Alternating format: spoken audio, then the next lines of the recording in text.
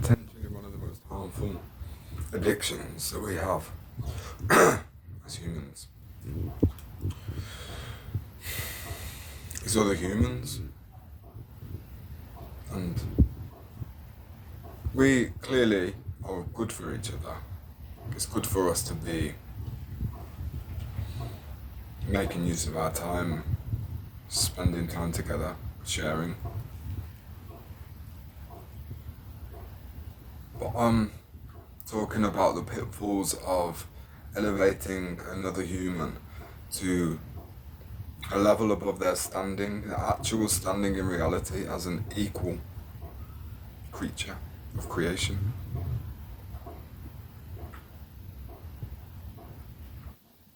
Because if something is out of the ordinary and you happen to lose it, well,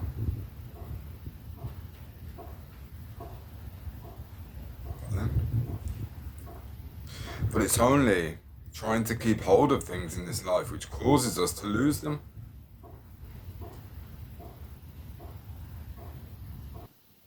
And when we appreciate everything as it is, every human as a child of God,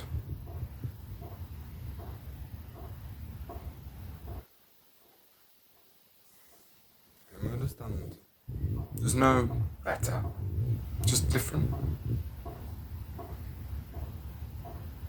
And birds of a feather flock together.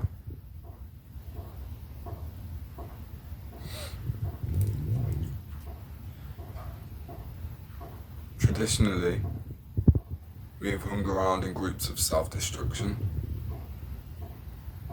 Whether that's wreckhead mates that you always go raving with, or gossip clubs, or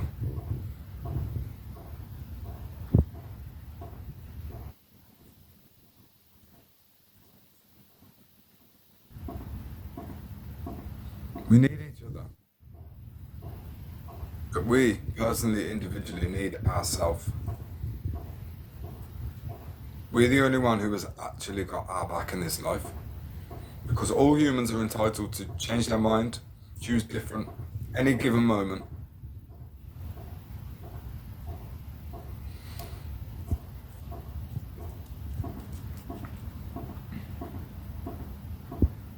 We need to start uniting in the name of life, of love, of creation, celebration.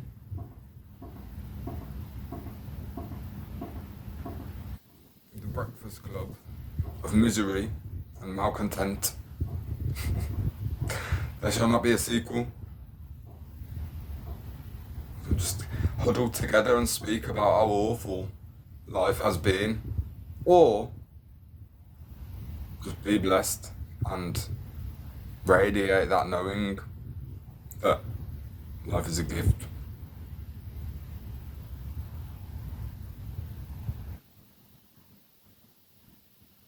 We're all free to throw our lives away and blame any other unit of consciousness. If we want, we are able to do that. It's not very fruitful.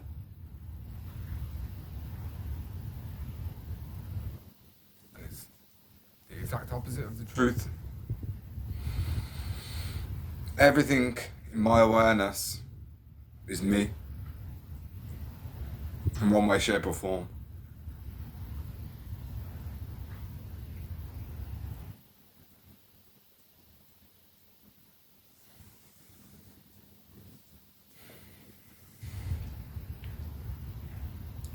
I used to think that meant that I have to be friends with everybody. That's not the name of the game, getting everybody in the world to like you. It's really not. That's what we were told the game is. That's why celebrities hold so much sway in that fake. To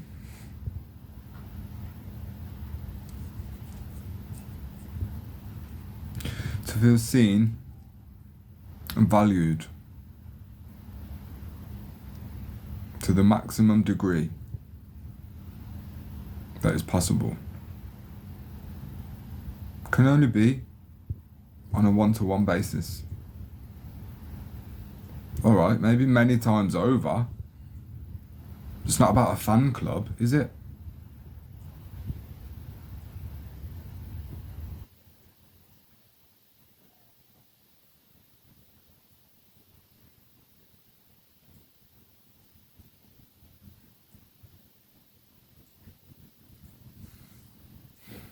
In my life, I have sat around listening to gossip, even joining in sometimes because inevitably all human beings are a product of their environment up until the point their environment is a product of them.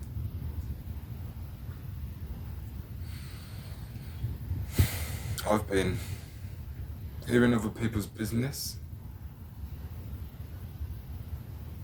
and stayed put and then moaned about it afterwards. Like, ah.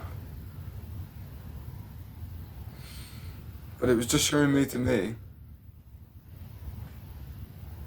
that any aversion we have to behaviours in humans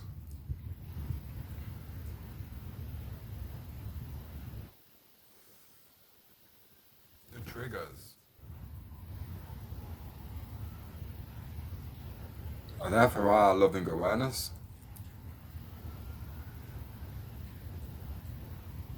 When you allow yourself to see the divinity in another rather than projecting a human story and anchoring it in a 3D realm of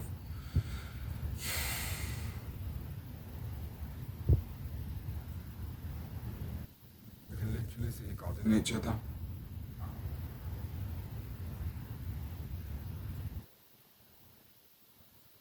You don't even have to squint your eyes. In fact, it's probably the opposite. Probably more about relaxing your eyes.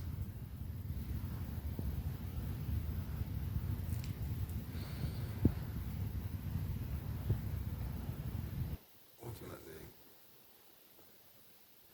our ability to see God in others can only be relative to the ability to see God within our own heart, within our own being. And that's difficult. There's a juxtaposition going on there because God wouldn't do half of the things I've done in my life, would God?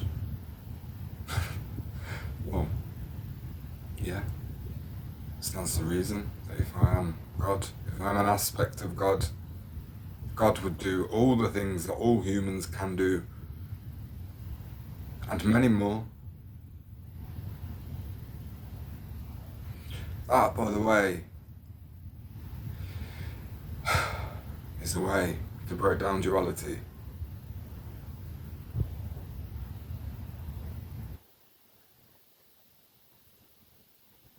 To understand that everything that is happening is just an attempt from consciousness to reach God in so many, many billion fractal aspects.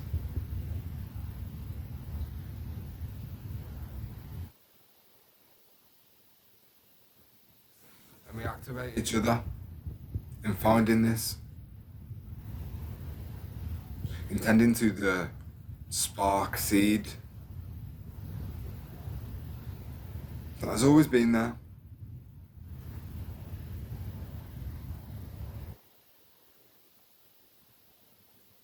The garden is constantly being tended.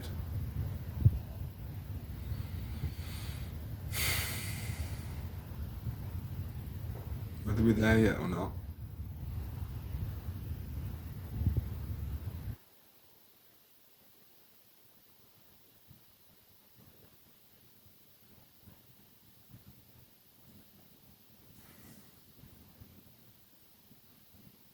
Feels like it might be time to put down the spades for a little bit